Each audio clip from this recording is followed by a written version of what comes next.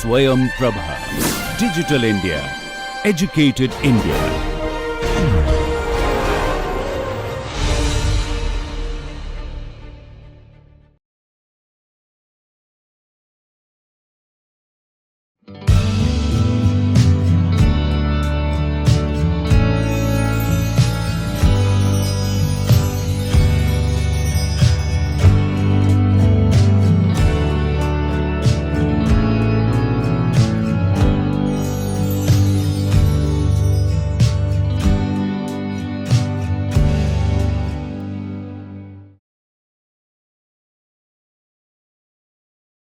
Good morning. Welcome to the next session of the Introduction to Modern Indian Theatre. For today, we will actually be discussing another very important playwright, Girish Karnad, 1938, and he turns 80 this year. So he is another very important playwright. He also directed a few plays. Of his own plays, and he's also very important because, like many of his other contemporaries, including Badal Sarkar from Bengali, Ibrahim Al-Ghazi, and so on and so forth, B.V. Karanth, Alec Padamse. So he belonged to the first generation of playwrights post-independence, and many of his plays, as he himself puts it, had to do with the return to the cultural roots of theatre. They had to engage with this very complex negotiation between colonial forms of theatre and indigenous folk traditions. So, in many of his plays, Girish Karnad is trying to grapple with this dilemma that many playwrights of his generation had, which was that what do we do with the colonial legacy of theatre, and to what extent can there be a conversation between colonial forms of theatre and indigenous theatre traditions. So, as a playwright, as a dramatist, he drew a lot from local folk traditions, folk forms like the tamasha, the nautanki, as well as the yakshagana tradition of performance, which was prevalent in the border regions of Maharashtra and Karnataka. He was himself born in Matharan, Bombay in 1938, which was then part of the Bombay Presidency. But even though he studied Marathi in school, it was Airoli Kannada that was his major language of expression. Some of his plays, especially the ones on The Dream of Tipu Sultan, were written in English, but most of his plays were written in Kannada and then translated by him and by others into English. So, he is important in some sense as one of those early figures, playwrights who belonged to the theatre of roots movement.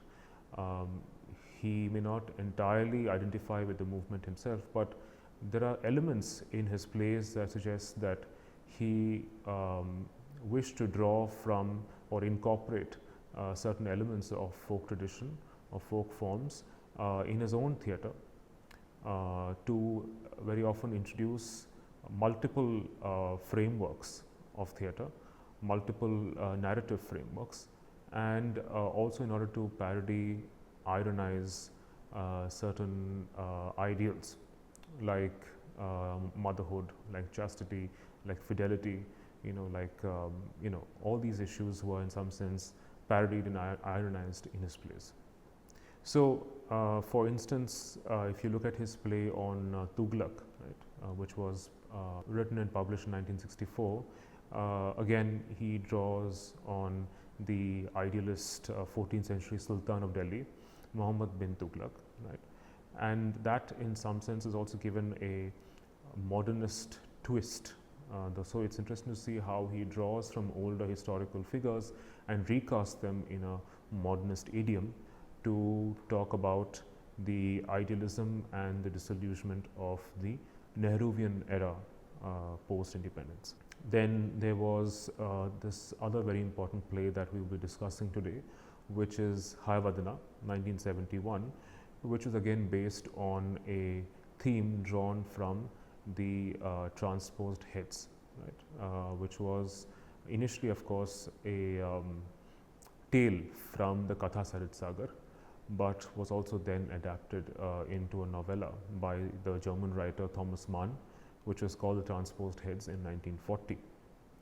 So it was drew originally from the 11th century Sanskrit text Katha Sarit Sagar, and he also employed the folk theatre form of Yakshagana in the Hayavadana play. Then you also had another play called Nagamandala 1988, which was based on a folk tale that was recounted to him by the writer and translator A.K. Ramanujan, who in some sense brought him the Karnataka Sahitya Academy Award for the most creative work of 1989. It was directed by J. Garland Wright as part of celebrations of the 30th anniversary of the Guthrie Theatre in Minneapolis. Then the theatre that was subsequently commissioned to him was Agni Mattu Male, or The Fire and the Rain, right? And before that came Taledanda, or Death by Beheading in 1990, which again uses Veerashaivism and Basavanna, the great Veerashaiva, anti-caste Veerashaiva leader and poet who was a part of the radical protest and reform movement in 12th century Karnataka against the caste system. He has won several awards, including the Sangeet Natak Academy Award in 1972, the Padma Shri in 1974, the Padma Bhushan in 1992, the Kannada Sahitya Parishad in 1992, the Sahitya Academy in 94, the Jnanpith in 98, the Kalidas Samman in 98, and so on. Right? So he's also been part of many acted in many movies and films in Kannada and Hindi, and he has also written certain very important screenplays for films like Bhumika by Shyam Benegal and Satyadev Dubey, and he has also written scripts for certain important non-feature films in Kannada. So now let us actually move to our discussion of Girish Karna's very important play, Yakshagana, which was imagined to be one of those paradigmatic plays which incorporated folk elements into urban theatre. Now, it's interesting to look at Hayavadana in terms of its structure and form, in the ways in which it deploys certain motifs like the Lord Ganesha in the initial phase of the play, in the initial moments of the play. It's also framed by a female chorus. You also have two anonymous actors. You have the Bhagavata, who performs the role of the Sutradhar in Girish Karna's play Hayavadana. And you also have the central story of Padmini and her love for two men, Devdatta and his friend Kapila. When you look at when you read, if you've seen the performance of Hayavadana, which was first performed in 1973 or 71, sorry, it appears as if it is a rather traditional play that begins with an invocation to the Lord Ganesha. Now, the story itself has to do with the love that a woman has for two men, right? And in the Katha Sarit Sagar, the 11th century tale, there are slight differences between the tale, Thomas Mann's novelistic adaptation of the tale, and Girish Karnad's play Hayavadana. In the Katha Sarit Sagar, in the story that's called The Heads That Got Switched, it contains a very simple riddle. A woman is traveling with her husband and her brother when she discovers the men's decapitated bodies in the temple of Parvati, and she receives a boon from the goddess which will bring them back to life. But in the process of bringing them back to life, she switches the heads by mistake. So the resulting problem of true identity ends up having an unambiguous solution to this in this version. The one with the husband's head is the husband because the head rules the body and the person. So the personal identity depends on the head. And this of course draws from certain mythic genealogies of caste which can be found in Manu Dharma Smritis and the Rig Veda, where the Brahman or the Brahmins are said to have risen out of the Purusha's head, right, man's head, while the Shudras arose from his feet. So the supremacy of the head over the body is established in the Katha Sarit Sagar, in the tale called The Heads That Got Switched. In Thomas Mann's elaboration of the story in his novella, The Transposed Heads, in 1940, again there are three characters. The female protagonist Sita, ironically named Sita, is married to Sri Daman, who is a very intelligent, intellectual, aesthetic and sensitive man. But she also feels an intense physical attraction for Nanda, who is Sri Daman's friend, who is an emotionally crude and strong man, right, with a very fine physique. In the Thomas Mann version, the husband, right, Sri Daman, beheads himself in Parvati's temple out of jealousy and despair, because he realizes that his wife is actually deeply in love with his friend. And the friend, out of guilt and fear, again beheads himself when he discovers his friend's decapitated body. And the pregnant wife, Sita, who is pregnant, prepares to die in order to avoid ignominy, dishonor for herself and for the child. After the accident of the transposition of the heads, a holy ascetic grants Sita the new Sri Daman by using the same logic that appears in the folk tale. Right? But in Mann's text, the supremacy of the head is sustained and challenged beyond the point of crisis. Right? So the new bodies of the two men change inexorably until they are compatible with their heads once again.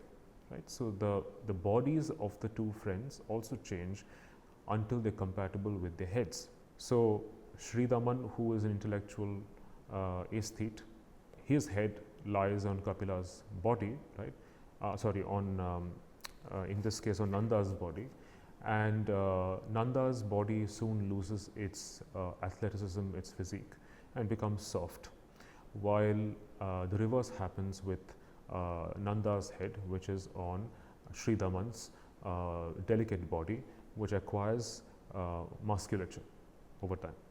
So the new bodies of the two men, they change irreversibly until they are compatible with the heads once again, but the original bodies also exert their own subversive power and change the heads indefinably. So Sita, to whom the man with the husband head and friend body has given the full enjoyment of the pleasures, of sensual pleasure, for a time finds herself yearning once again for the friend who has Nanda's head and Sri Daman's body. And eventually, by the end of the novella, Sri Daman and Nanda kill each other in the forest, and Sita commits sati on the funeral pyre, leaving her 4-year-old son behind to keep alive the memory of the strange sacrifice. Right? So this is what happens in Thomas Mann's adaptation of The Heads That Got Switched, a folk tale from the Katha Sarit Sagar. In Karnad's play, you have certain additional elements, certain additional frames to the play, which also de-orientalizes Thomas Mann's version of The Heads That Got Switched. Right? Because in the heads that got in the transposed heads, there is a certain fascination with sati as an Oriental practice that testifies to the wife's fidelity to her husband. So she punishes herself for actually betraying her desire for another man, her husband's friend. In the Karnad play on Hayavadana, there is this additional element where you have the Bhagavata, who is the narrator. Right? He's narrator, he is the sutradhar of the play, he resonates with some of the folk sutradhars of folk plays, whose role is to very often step in, intervene in the action, engage in a question and answer session with the characters who appear on stage. Right? And in the production of Girish Karnad's Hayavadana, Masks were also used as which were actually drawn from certain folk traditions of theatre, Yakshagana and others, where masks were used. So you have, for example, Hayavadana himself, the main character, the eponymous character of the play, Hayavadana, who is a horse-headed man, right? So he has the body of a human being, but he has the head of a horse, and he interrupts the story of the woman who fell in love with the two men, right? And in this case, the names are Padmini, and her husband is called Devadatta, and his friend is called Kapila. So you have Kapila, you have Devadatta, and you have Padmini. And the main story, the main plot of Padmini's love for these two men is interrupted early in the play by Hayavadana and his own story, his own past. And you also have an anonymous actor. You also have a female chorus that constantly anticipates the action of the play and very often comments on it in a tragic fashion. And you also have the use of 3 dolls in the actual production, the first production of the play in 1973, and when the play was remounted in 1989. Small children played the role of these dolls, and these dolls also wore masks, and the purpose of these dolls was to actually externalize the illicit desires and thoughts of Padmini as she's sleeping, when she begins to fantasize about Kapila after the transposition. Right? So you have all these additional folk elements that adds to the complexity, the layered complexity of the play. So in the Hayavadana, the play itself was performed initially in 1971 as a poster play for the emerging roots movement. It was seen to be a new dramatic form which successfully incorporated folk elements into modern urban theatre in an urban setting.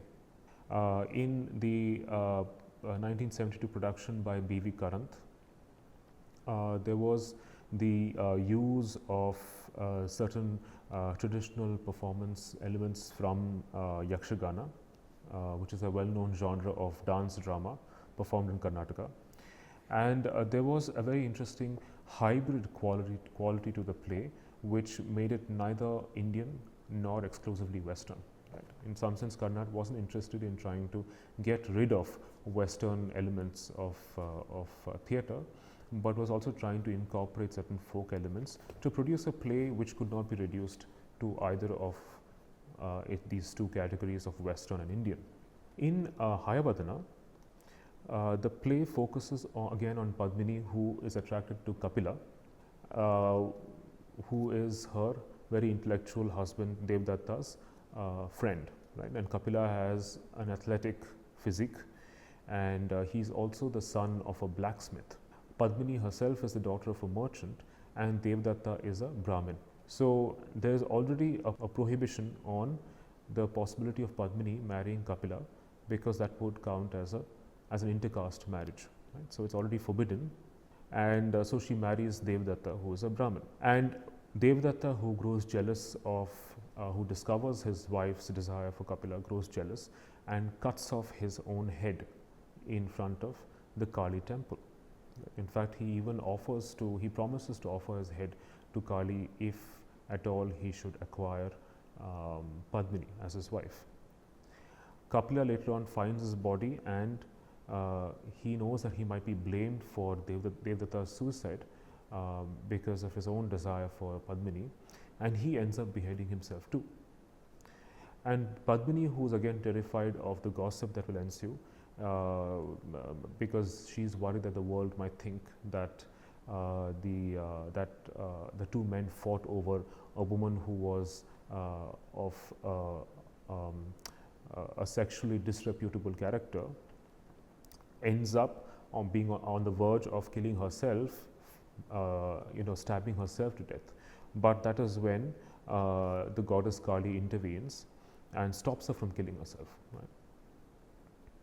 And Padmini begs for the life of the two men, and she ends up switching the heads of the two men in her eagerness to bring them back to life.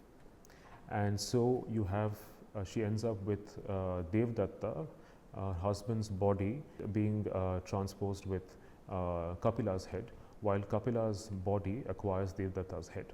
And she, of course, the choice is easy to make, initially at least, that she ends up leaving with Devdatta's head and Kapila's body, right? So she ends up with that hybrid combination of Devdatta's head with Kapila's body, while Kapila's head with Devdatta's body ends up being rejected.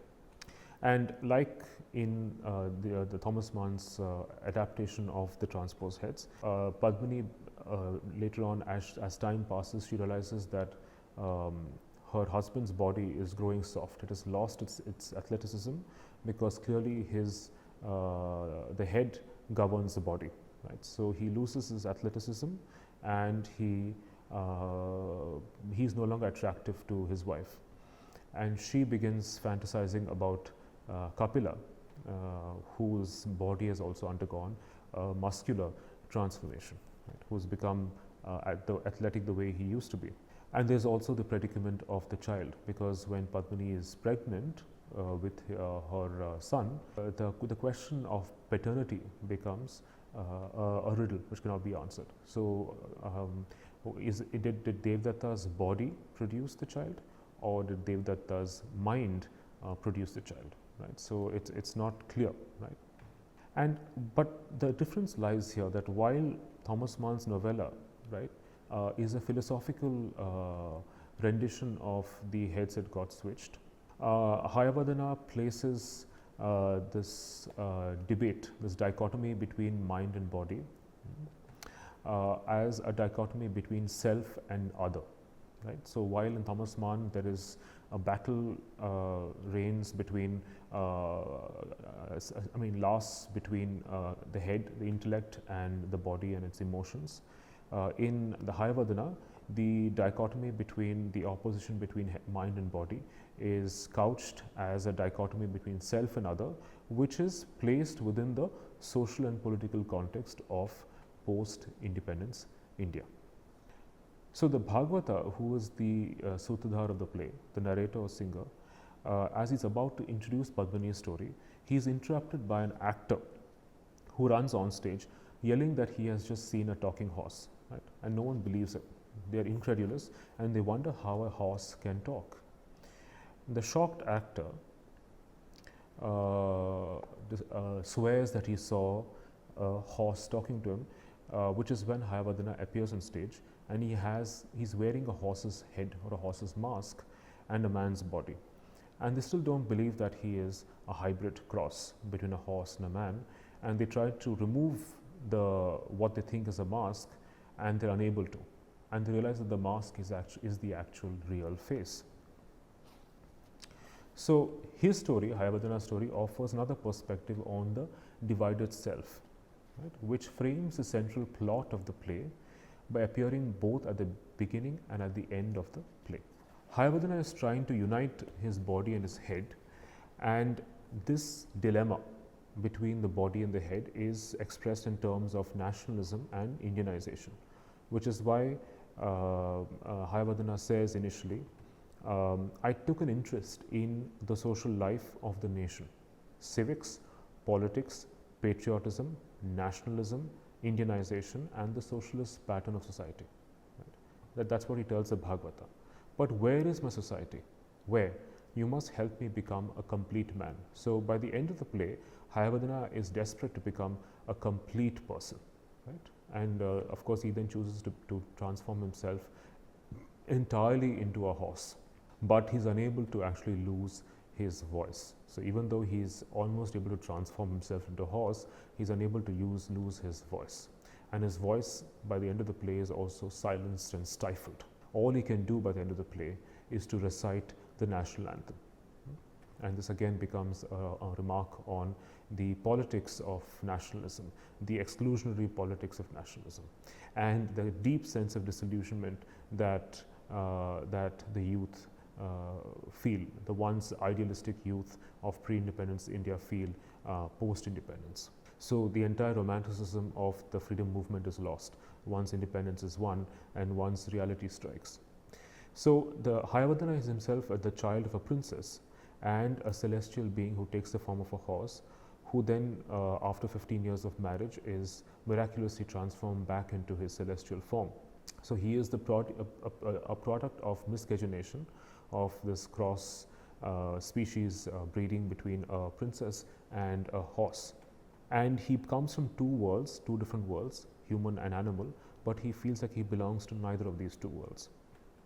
So he again represents the divided self of the post-colonial subject, a character who is attempting to try and decolonize his own mind. So he tries to invent himself as a fully Indian subject by participating in the most simple demonstration of patriotism, which is to appear at the end of Act 2, where he manages to become a full horse but still has a human voice, which he's trying to lose by singing patriotic songs like Vande Mataram or Sare Jahan Se Acha or Jhanda or Jana Gana Mana. So Hayavadana is a very comic figure, right? And he's a foil to the more tragic Devdatta and Kapila, whose inability to deal with their own head-body divide leads to their deaths. Another interesting folk element in the play is also the deity Ganesha. So even though the play is initially an invocation to the god Ganesha, he just appears as he would during these invocatory pujas. Right? So there is the audience gets a darshan of Ganesha initially in the play, but it's not clear whether Ganesha is really a god. Does he play a god on stage? Right? Is the audience led to believe that he is a god on stage, or is he merely just an idol, just a figure, right, which invokes divinity, but is not really a part of any ritual process, right? So it's not like as though puja is being performed before Ganesha, even if he is being invoked in order to bless the performance of the play. And it's interesting that Girish Karnad should have introduced Ganesha in the play, because Ganesha himself is a hybrid product. If you remember how Ganesha is formed, he's formed when from sandalwood paste that Parvati smears on her body, right? And she molds the paste in the form of a young boy who then becomes her son, and he is given the responsibility of guarding the entrance to her quarters as she's having a bath. And when Lord Shiva appears to meet his wife, Ganesha refuses to let him enter, right? I mean, on the strict orders of his mother. But Shiva is enraged, wondering who this impertinent boy is to interrupt or to come in between him and his consort, and he ends up beheading Ganesha, much to the rage of his mother. And finally, Shiva has no choice but to place the head of the first living being that his followers encounter in their process of trying to find a new head for Ganesha. And of course, they find an elephant, they behead the elephant, and they place the elephant's head on Ganesha.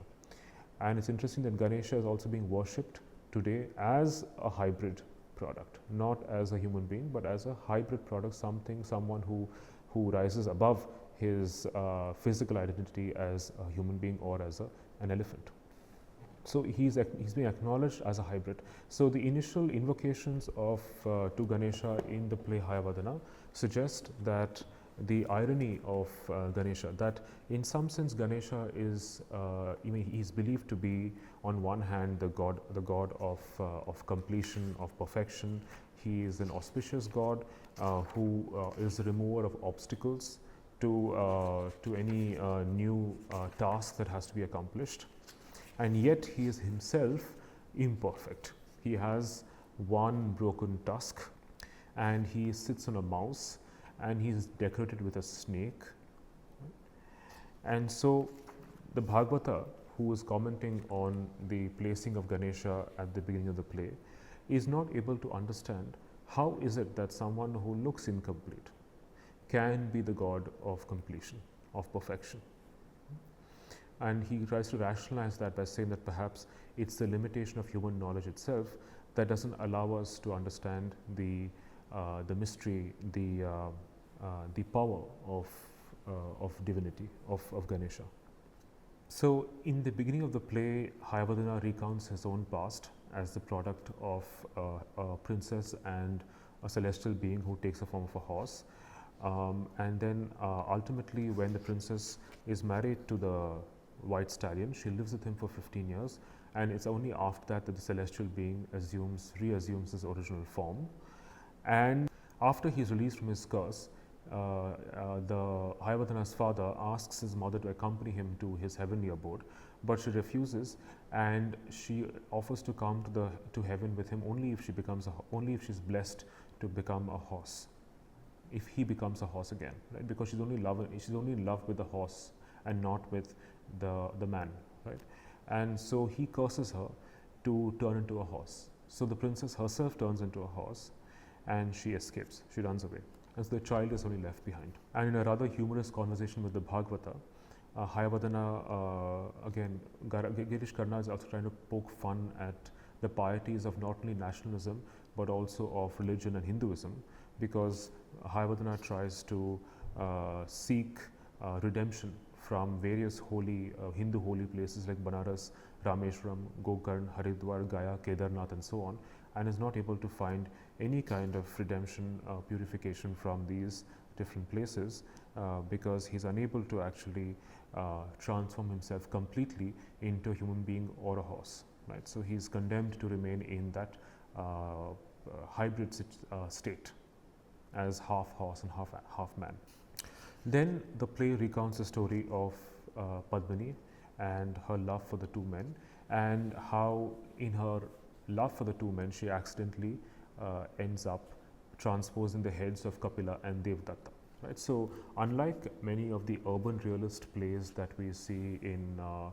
Kanchwar, Mahesh L. Kanchwar, or others, here Vijay Tendulkar, for example, here because Karnad employs many folk elements, there is the possibility of making fun of or parodying certain pieties, certain social and sexual norms like motherhood and female chastity. Right. So, the supposedly accidental transposing of the heads of the two men would suggest that Padmini, the woman here, desires both. Right. So, it's her desire for the two men is also left rather clear and ambiguous. It's betrayed. It's suggested in later in the first and second act when the three dolls end up externalizing Padmini's own sexual fantasies and thoughts and her longing for Kapila. The female chorus also anticipates the illicit desire that Padmini has for Kapila. So the female chorus sings, "Why should love stick to the sap of a single body?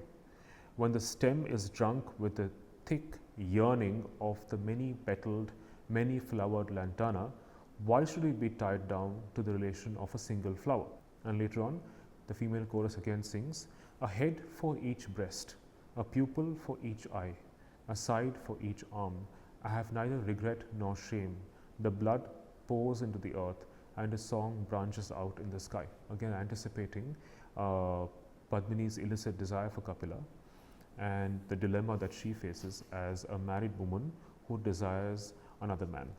So, later on in the play, when Devdatta recounts his encounter with this gorgeous woman called Padmini, he is unable to describe his beauty except in very conventional metaphors drawn from Sanskrit erotic literature and poetry.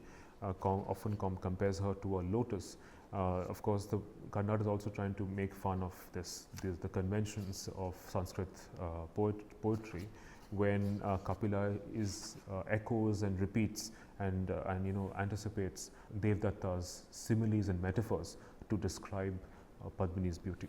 So, for example, he says Devdatta is known to be a poet, to be an aesthete, but then clearly his poetry is not authentic or original. He seems to be imitating earlier classical poetry. How can I describe her?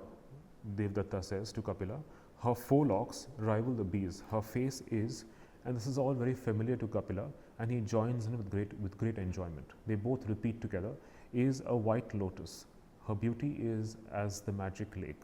Her arms the lotus creepers. Her breasts are golden urns, and her waist, and so on and so forth. Devdatta is desperate to identify and find Padmini and ask for her hand, but he doesn't know how to do it. He doesn't know how to identify her. He doesn't have the courage to find her. So he actually sends Kapila to find her, and Kapila is more than willing to do anything for Devdatta out of his own loyalty and love for Devdatta. So when Kapila identifies Padmini's house on a street called the Pavana Vidhi, the street of merchants, he finds a double-headed bird on the door of Padmini's house, and he's not able to identify what bird it is. No matter how much he peers at it, he doesn't know whether it's an eagle or a lotus or a lion or a tiger, right, or a wheel. He is completely perplexed by the shape and form of the knob on the door. Padmini enters, and what ensues is a rather funny conversation that resonates with certain Nautanki traditions, where the woman in the Nautanki play is outwitted. But here it's slightly different because you have a similar fast exchange between Kapila and Padmini, but here Padmini proves to be a very witty woman, unlike her rather unoriginal and husband Devdatta. So when Kapila first sees Padmini, he falls in love with her beauty, and he says, I give up Devdatta. He's talking to himself. I surrender to your judgment. I hadn't thought anyone could be more beautiful than the wench Ragini who acts Ramba in our village troupe. But this one, you're right.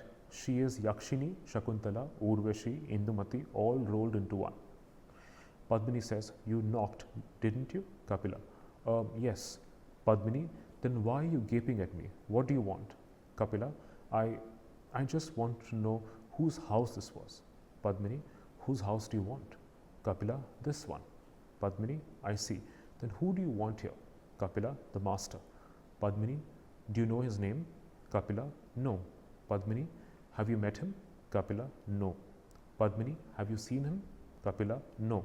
And this is an interesting reversal of what actually happens in the Nautanki, where it's the woman who's constantly saying no to a man who's not a husband, who is trying to make amorous overtures to her and is trying to make love to her, and ends up saying no when she actually means yes, or ends up saying yes when she actually means no. But so here it's just a direct reversal, when to Padmini's questions, Kapila constantly says no, until he actually means yes. Padmini, so you haven't met him, seen him or known him. What do you want with him?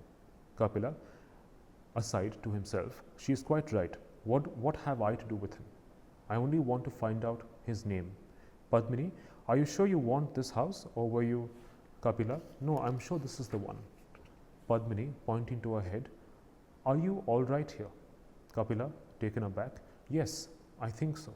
Padmini, how about your eyes? Do they work properly? Kapila, yes.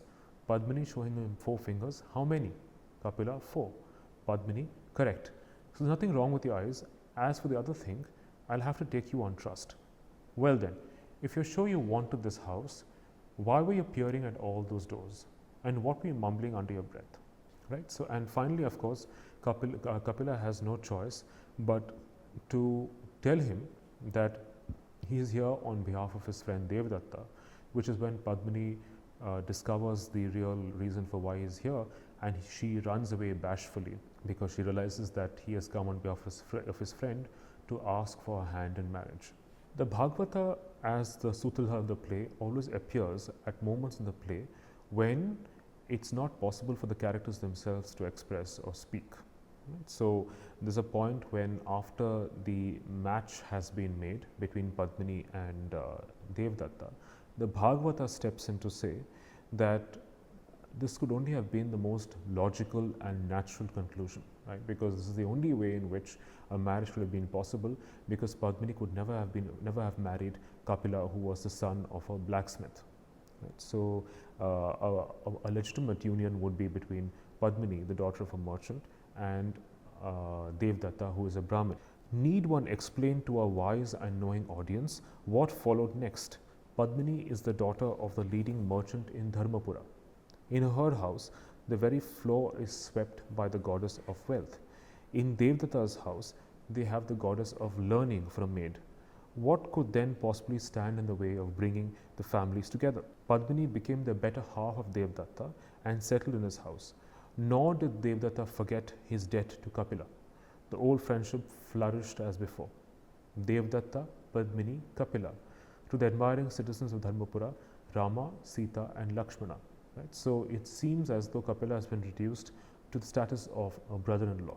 Then they decide to go on a trip to the Kali temple, but Devdatta is very reluctant to go on a trip with Kapila, because he is unable to find any time alone with his wife, because Kapila is always with them. He is always intervening, he is always interrupting, he always wants their company.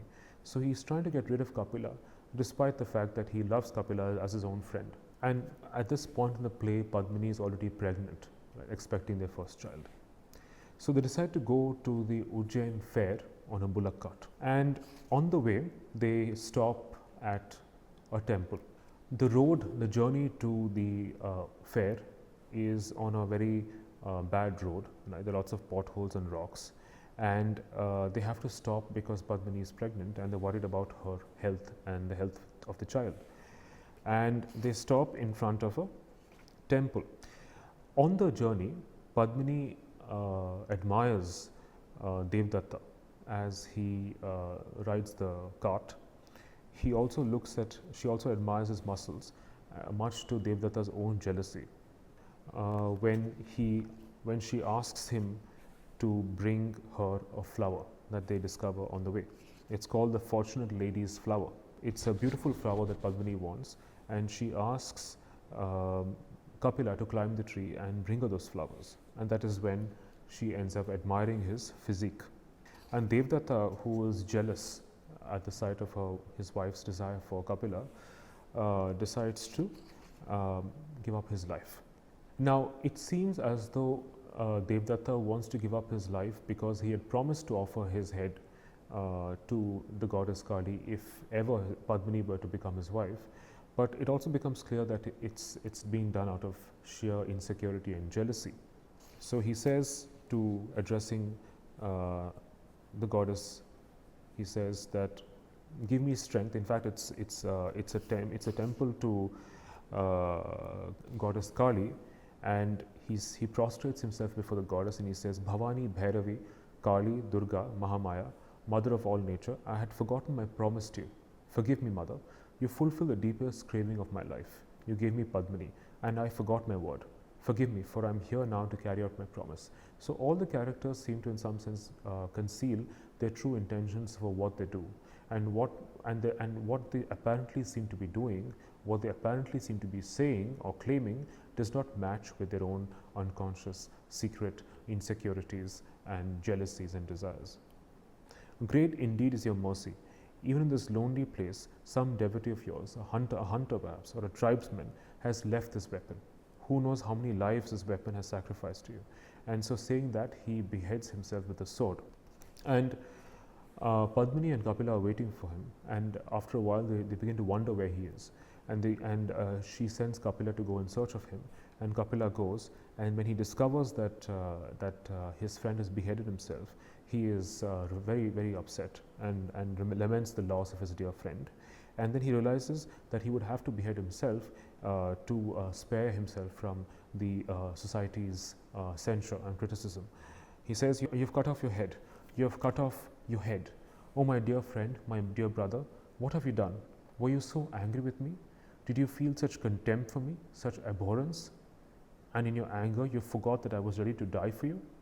So I think Kapila already knows that perhaps Devdatta was resentful of and jealous of the fact that his wife desired Kapila more than him. And in your anger, you forgot that I was ready to die for you. If you had asked me to jump into fire, I would have done it. If you had asked me to leave the country, I would have done it. If you had asked me to go and drown in a river, I would have accepted. Did you despise me so much that you couldn't ask me that? I did wrong, but you know, I don't have the intelligence to know what else I should have done. I couldn't think, and so you have pushed me away. No, Devdatta, I can't live without you. I can't breathe without you. Devdatta, my brother, my guru, my friend, you spurned me in this world. Accept me as your brother, at least in the next. Here, friend, here I come. As always, I follow in your footsteps. And he cuts off his head. Now, meanwhile, Padmini is again wondering what happened to Kapila too. She goes in search of the two men, and by which time it is dark, and she's unable to see clearly, and she stumbles on the two bodies. And she again is lamentful of the two bodies that she sees, and she doesn't have the courage to behead herself, but she tries to stab herself when the goddess Kali interrupts. Now, the voice of Kali is not the voice of Hinduism, right? It's not as though Kali is again being represented as a figure of piety. Right? Again, she's a very, it's more a parody of the idea of Kali than the goddess herself. The voice says, "Hey," and Padmini freezes. "Put it down, put down that sword." Padmini, "Who's that? Who's that?" And there's a tremendous noise of drums, after which Padmini shuts her eyes in terror. Right? Now, another very important element that Garnad incorporates from folk drama is the curtain. Right? So, a curtain is lowered on stage and taken away to introduce the figure of Kali. And there is a huge, terrifying figure with her arms stretched out, her mouth wide open, with her tongue lolling out. The drums stop, and the goddess drops her arms and shuts her mouth.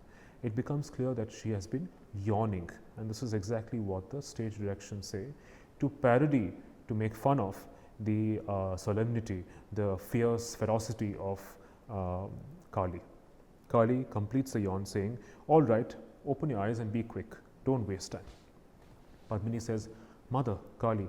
Kali, who's sleepy, says, "Yes, it's me. There was a time many years ago when at this hour they would have the Mangalarti. The devotees used to make a deafening racket with drums and conch shells and cymbals. So I used to be wide awake around now. I've lost the habit." Right? So it's almost like as if she couldn't care less. Now times have changed in the modern era. No one bothers with rituals, daily rituals, religious pieties. And so now she seems to be absolutely bored. It's almost like a very secularized version of the goddess, making fun of Hindu piety and piety itself. "Save me, mother," Padmini says. Kali says, "I know, I've done that already." And Padmini wonders why the goddess did not prevent the killings of the suicides of the two men. Right? Why didn't she stop them? And Kali says, "Put these heads back on, and once they're attached properly, they will come back to life." And of course, Padmini betrays her desire for the two men, and in the excitement of bringing them back to life, ends up transposing the two heads.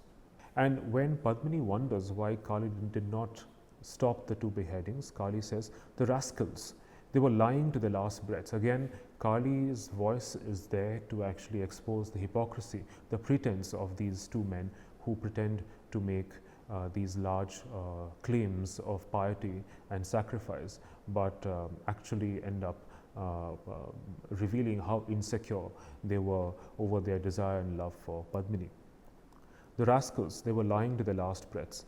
That fellow Devdatta, he had once promised his head to Rudra and his arms to me. Think of it, head to him and arms to me. Then because you insisted on going to the Rudra temple, he comes here and offers his head. Nobly too. Wants to keep his word," he says. "No other reason. Then this Kapila died right in front of me, but for his friend. Mind you, didn't even have the courtesy to refer to me. And what lies. Says he is dying for friendship. He must have known perfectly well he would be accused of killing Devdatta for you. Do you think he wouldn't have grabbed you if it hadn't been for that fear? But till his last breath, oh my friend, my dear brother, only you spoke the truth. So it's interesting that the goddess says that Devadatta actually wanted to sacrifice his head to Rudra and his arms to Kali, and wasn't really interested, he wasn't really devoted to Kali herself. Kapila was really more interested in sacrificing his life to save himself from social stigma, from the accusations of having loved another man's wife, and also because of his love for his friend, ends up offering his own head. So neither of them actually seems to have any devotion for Kali, and Padmini apparently is the only one who is being true to herself, not only to the goddess but to herself, by betraying the fact that she desires both the men. Padmini says, "It's all your grace, mother." Kali says, "Don't drag me into it. I had nothing to do with it. You spoke the truth because you're selfish. That's all." Right? So she's selfish because she wants both the men. Right? And she's true. She is true that she is. She confesses that yes, she wants both. So Padmini is initially the three characters when they come back to life after the transposition. They're all excited and happy, and they laugh over the fact that they've exchanged heads. But then over time they realize what's happened, and Padmini ends up walking away with choosing the man with Devadatta's head and Kapila's body because she has the best of both worlds. So they actually ends up leaving with him, leaving the body with Devadatta's head and Kapila's body behind. There's again a huge dilemma on who is the father of the child, who is the actual husband. Is it the body, the hand that held Padmini's hand in marriage, or is it the head of Devadatta, which loved her because of his poetic abilities? So who exactly is the lawful husband, and who is the lawful father of the unborn child? Is it the man, the father with the body, or the father with the mind? And there is no clear resolution to this answer at this point in the play. As time progresses, the mind begins to influence the body, right? So Devadatta, initially engages in the gymnasium in wrestling, right, which is something he's never done before because he has a strong body. But that also changes because the body begins to exert its influence on the mind, and he begins to actually lose his musculature. You also see a transformation in Padmini's desire for Devadatta, because Padmini begins to miss the manly, masculine scent of his body, as in Kapila's body. But then Devadatta has been using, he claims that he's been using sandal oil since he was a child, and Padmini says, "I don't mean that. Your body had that strong male smell before, and I liked it. But when we came back from the temple of Kali, you used to smell so manly. So why have you basically started applying sandal oil when I missed that unwashed smell, which is the smell that reminds her of Kapila, right? The unwashed, sweaty smell of Kapila." And at this point, you have the three dolls who appear as a way of trying to dramatize the inner desires, the forbidden inner desires of Padmini. So the dolls are in some sense dramatizing these illicit proscribed desire within the head of married woman, and they're also very gossipy and judgmental dolls, right, who constantly judge Padmini and her son for being extremely deceptive and manipulative. Not a bad house, I would say, doll 1. Not a bad house, I would say. Doll 2, could have been worse. I was a little worried. Doll 1, this is the least we deserved. Actually, we should have got a palace, a real palace. Doll 2, and a prince to play with, a real prince. Doll 1, how the children looked at us at the fair, how their eyes glowed. Doll 2, how their mother stared at us, how their mouths watered. Doll 2, how their mother stared at us, how their mouths watered. Doll 1, only those beastly men turned up their noses. Expensive, too expensive. Doll 2, presuming to judge us. Who do they think they are? Doll 1, only a prince would be worthy of us. Doll 2, we should be dusted every day. Doll 1, dressed in silk. Doll 2, seated on a cushioned shelf. Doll 1, given new clothes every week. Doll 2, if the doll maker had any sense, he'd never have sold us. Doll 1, if he had any brains, he should never have given us to this man. doll 2, with his rough labourer's hands, of course referring to Kapila's hands which are on Devdutt's body. Then you also have again on page 158 the ways in which the dolls actually echo Padmini's illicit fantasies for Kapila. It says, Devdatta goes to doll 1, moves it aside and picks up the book. Doll 1 shudders. Doll 2 asks, why? What happened? Doll 1, he touched me. And doll 2, yes. Doll 1, his palms, they were so rough once when he first brought us here, like a labourer's, but now they are soft, sickly soft, like a young girl's. So the doll's function is also to register the transformation in the body of Devdatta, who is now losing his rough bruteness and has acquired the soft, effeminate body of an intellectual Brahmin. Doll 2, I know, I've noticed something too. Doll 1, what? Doll 2, his stomach. It was so tight and muscular. Now, doll 1, I know, it's soft and loose. Doll 2, do you think it will swell up too?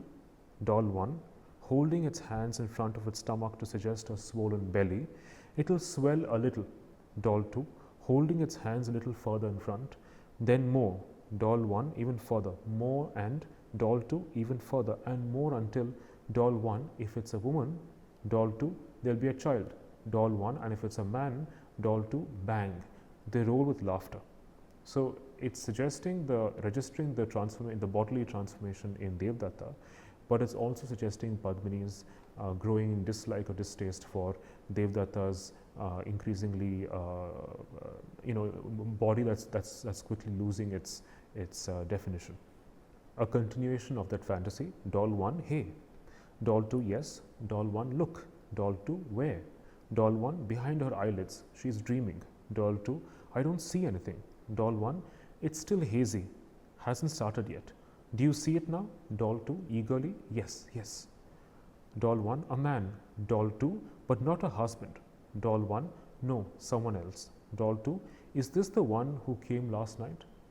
Doll 1, yes, the same, but I couldn't see his face then. Doll 2, you can now. Not very nice, rough, like a labourer's, but he's got a nice body, looks soft. Doll 1, who do you think it is?